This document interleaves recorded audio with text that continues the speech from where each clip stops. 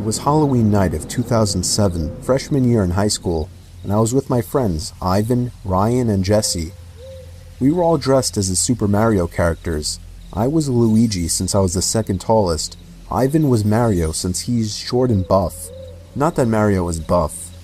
Jesse was Waluigi because he's freakishly tall and skinny, and Ryan was Wario because he's just really fat. So they were the perfect group costumes for us. We live in a very non-congested suburban neighborhood with a decent amount of space in between houses. On Halloween, that's the worst thing ever. Less bang for your buck. We were trick-or-treating for hours, way past dark, and eventually came the time when most trick-or-treaters were heading home. My feet started to hurt, and I had to constantly switch arms for holding the now 10-pound pillow sack of candy, but we planned on going until our bags were completely full. A lot of the houses by now weren't answering anymore. It was probably past their cutoff time for giving candy to trick-or-treaters. Approaching our next house, we saw a purple bucket on the stoop, which was the best feeling ever. I was the one to get close enough to realize it was empty, which was the worst feeling ever. I turned around when I heard a knock at the window of the house.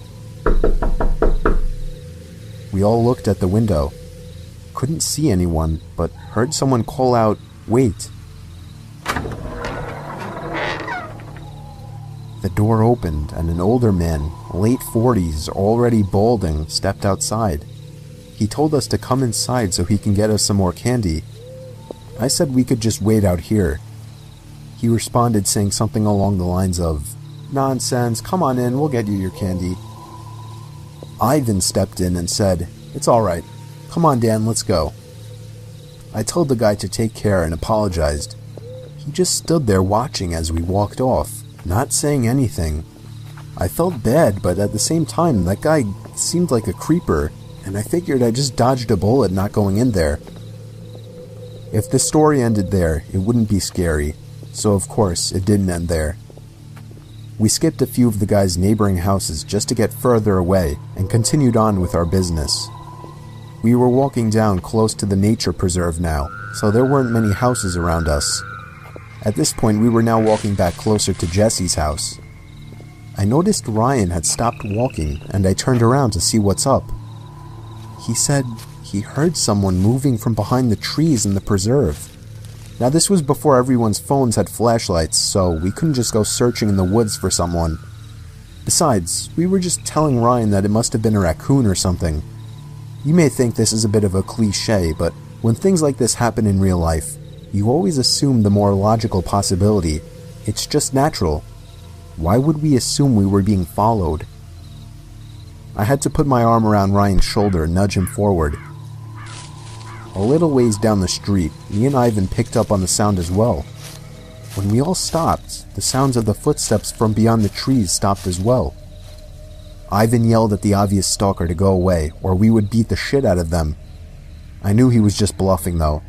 I could hear the nervousness in his voice. The snap of a twig from beyond the trees triggered a fight-or-flight response in all of us. Me, Jesse, and Ryan all ran for it.